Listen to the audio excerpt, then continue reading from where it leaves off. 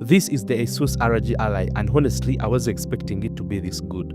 This handheld promises to bring your entire Steam library and everything else on Windows into the palm of your hand, and I think it's too worth buying in 2025. The ROG Ally has good performance, a huge library of games, and acceptable battery life, which makes this handheld a good starting point to handheld gaming in 2025, despite its flaws.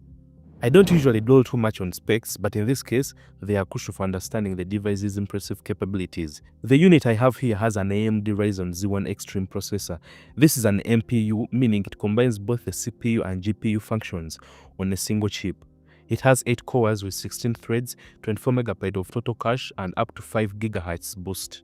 Likewise, the GPU employs Radeon 3 technology similar to AMD's desktop GPUs, but with a maximum TDP of 30 watts, which is just a fraction of what desktops can handle. However, when combined with AMD Fidelity FX technology, it manages to run games at 1080p, over 30 FPS at low settings, which is no joke. For memory, this has 16 gigs of DDR5, surpassing the capabilities of most gaming rigs. As for the storage, it offers 512 GB NVMe SSD, which may feel limited if you are planning on downloading numerous games. Fortunately, the Ally supports micro SD cards for expandable storage.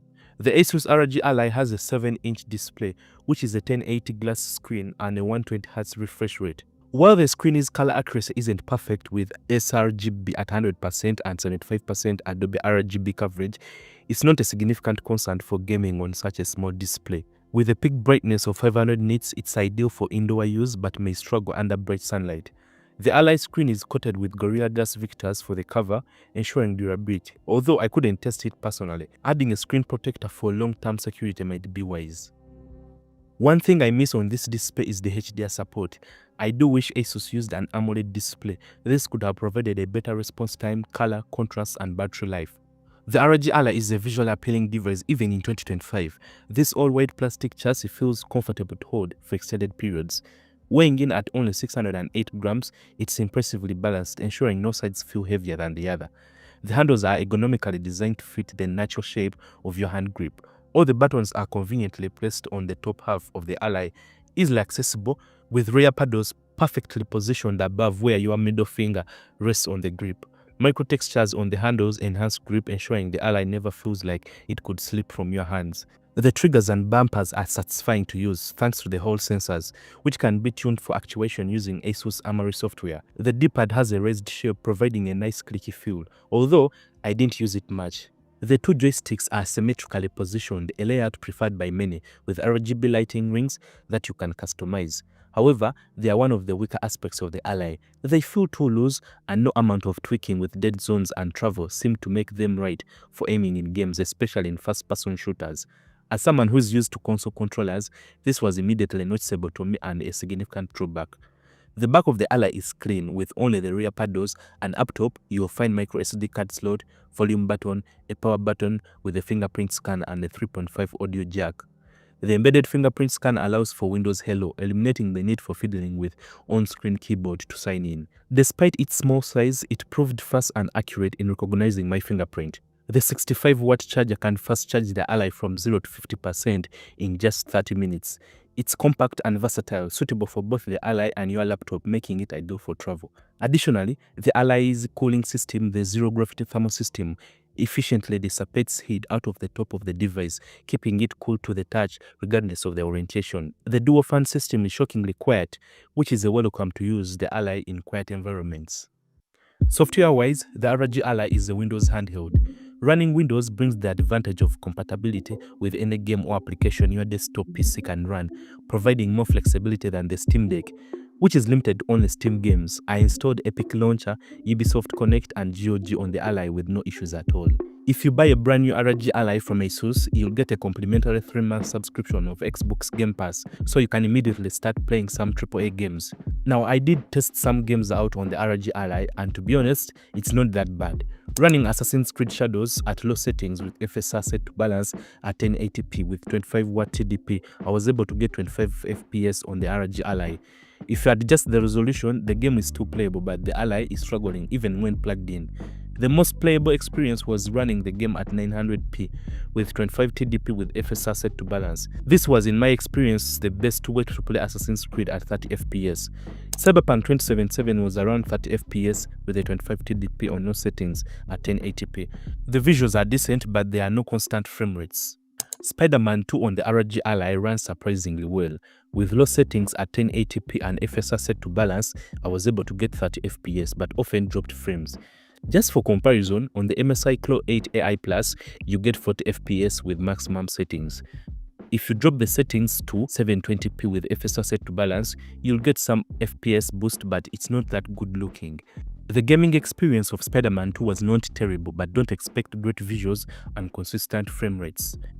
These games point out one major flaw of the ROG Ally.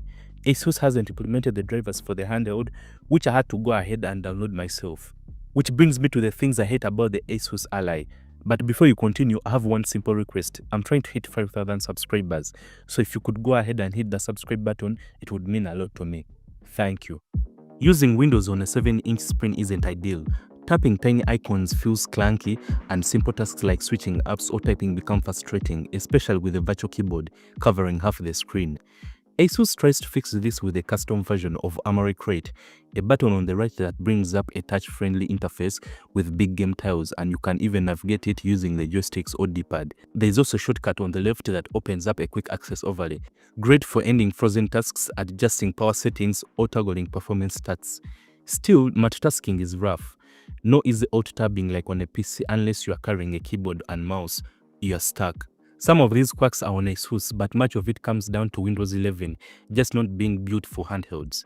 Windows is sometimes buggy, the constant software updates frustrate me.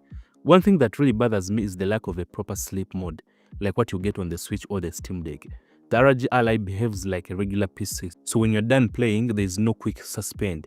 You either leave it running or shut it down entirely. On my Switch, I just hit sleep, and when it comes back, the game's right there where I left off. On the Ally, you've got to power it back on, launch the game, and wait through the load screens.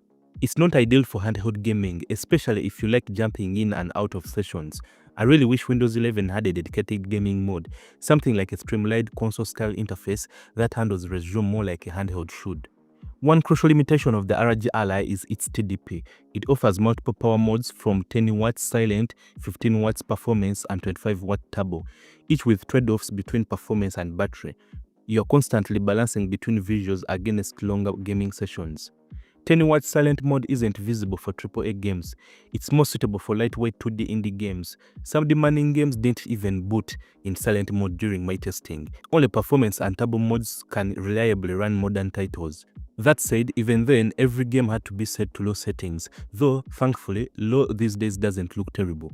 After running several tests and benchmarks, turbo mode predictably delivered the best results, with performance gains between 11% and 35% over performance mode. The downside is battery life. Turbo mode drains power aggressively, roughly 1% every 2 minutes, giving you around 45 minutes of gameplay. Performance mode improves that slightly to just over 1 hour. Silent mode stretches it further, up to about 90 minutes, but at the cost of unplayable performance in most games. Honestly, I was hoping for at least 3 hours in performance mode. As it stands, you're forced to plug in for everything resembling a proper gaming session. The joysticks on the ROG Ally aren't quite dialed in. While Destiny 2 ran close to 60 FPS, aiming felt like trying to control a snake covered in baby oil.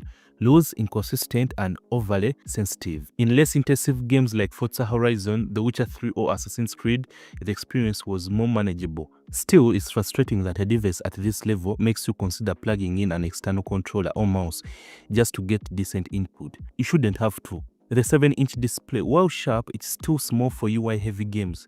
Text and small hard elements in titles like Diablo 4 or The Witcher 3 are hard to read, and that leads to real eye strain. Sure, you could tweak font settings or plug in an external display via HDMI, but that defeats the entire point of portability.